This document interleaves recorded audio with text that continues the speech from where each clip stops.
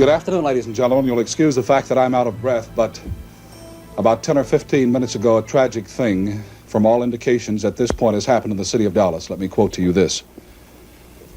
And you'll excuse me if I am out of breath. A bulletin. This is from the United Press, from Dallas.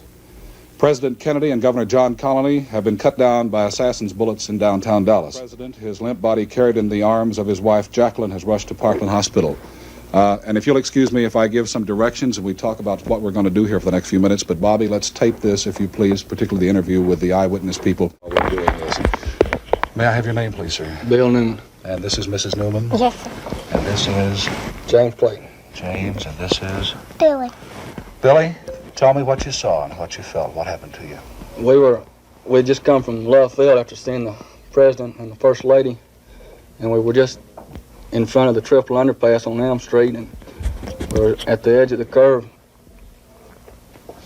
getting ready to wave at the president. So you were down under the viaduct, so to speak, weren't you? Well, we were halfway in between on the grass, triple underpass. We were at the curb when the incident happened. And as the car got directly in front of us, well, a gunshot apparently from behind us hit the president in the side of the temple. Do you think the first gunshot came from behind you too? I think it came from the same location. Apparently back up on the mall. I don't know what you call it. For the benefit of nomenclature, all you folks have gone out under the viaduct, and as you turn, going under the viaduct on the left-hand side, there's some grass.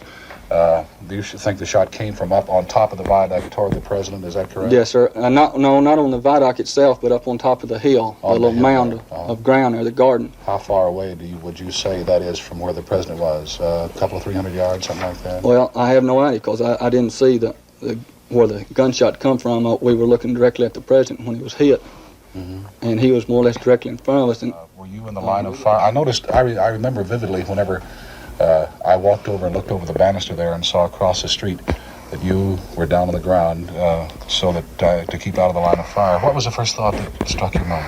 I thought it was a firecracker, and I saw the blood, and I had the baby, and I just ran, and I got on top of him and laid on the grass. Mr. Nunley, do you have any idea which direction the shots came from that hit the president or Connally? Did you say that one of the shots came from one direction and one from another, it seemed like? No, sir. I feel that they both come from directly behind where we were standing. Right behind you.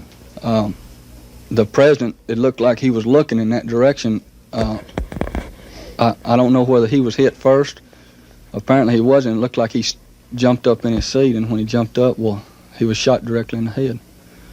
And I don't know what you call it, the mall behind us, but apparently that's where he was. I know that a few minutes after that, when I came over there and asked you people if you would be kind enough to come over and be on our station today, I know that the police were all taking off up the ramp and over. Everybody was going in that direction. Toward the railroad. Yes, sir. Cars back over in there. I just hope the man that shot the president, I just hope they don't kill him. I hope he lives. I hope he just lives to regret what he did.